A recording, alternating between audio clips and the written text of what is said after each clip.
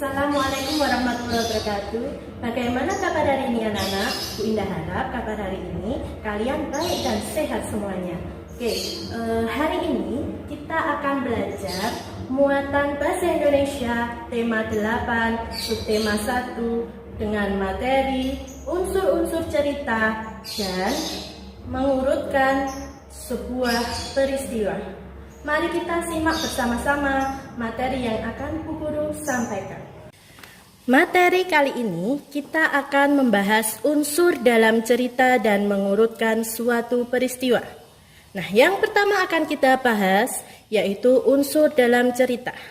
Siapa yang tahu unsur-unsur dalam cerita? Ya, benar.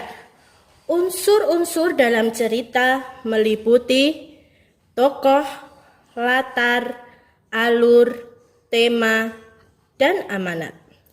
Tokoh merupakan pemeran dalam cerita. Latar merupakan tempat dan waktu terjadinya peristiwa dalam cerita. Alur merupakan jalinan atau urutan peristiwa demi peristiwa dalam cerita. Tema merupakan intisari dalam cerita, sedangkan amanat merupakan pesan yang disampaikan dalam cerita. Mari kita amati buka buku paket halaman 13 sampai 14. Buku Platinum tematik 5 tema 8. Di situ ada sebuah cerita yaitu semut dan belalang. Simak bersama-sama. Pada siang hari, di akhir musim gugur, keluarga semut yang telah bekerja keras sepanjang musim panas untuk mengumpulkan makanan, mengeringkan butiran-butiran gandum yang telah mereka kumpulkan selama musim panas. Saat itu, belalang yang kelaparan dengan sebuah biola di tangannya datang dan memohon dengan sangat agar keluarga semut itu memberikan sedikit makan untuk dirinya. Apa? Teriak sang semut dengan terkejut. Tidakkah kamu telah mengumpulkan dan menyiapkan makanan untuk musim dingin yang akan datang ini? Selama ini, apa saja yang kamu lakukan sepanjang musim panas? Saya tidak mempunyai waktu untuk mengumpulkan makanan, keluh sang belalang. Saya sangat sibuk membuat lagu dan sebelum saya sadari, musim panas pun telah berlalu. Semut tersebut kemudian mengangkat bahunya karena merasa gusar. Membuat lagu katamu ya? Kata sang semut. Baiklah, setelah lagu tersebut telah kamu selesaikan pada musim panas, sekarang saatnya kamu menari. Kemudian semut-semut tersebut membalikkan badan dan melanjutkan pekerjaan mereka tanpa memedulikan sang belalang lagi. Nah, tugas untuk kalian yaitu menentukan unsur-unsur cerita pada bacaan semut dan belalang. Sudah paham tugasnya?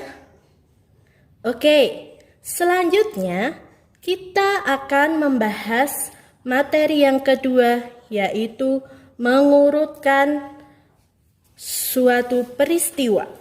Nah, urutan suatu peristiwa bisa disebut juga dengan alur. Nah, tadi sudah sempat dijelaskan ya, alur itu apa? Ya, benar. Alur adalah urutan peristiwa yang terdapat dalam cerita. Di sini ada sebuah contoh gambar cerita.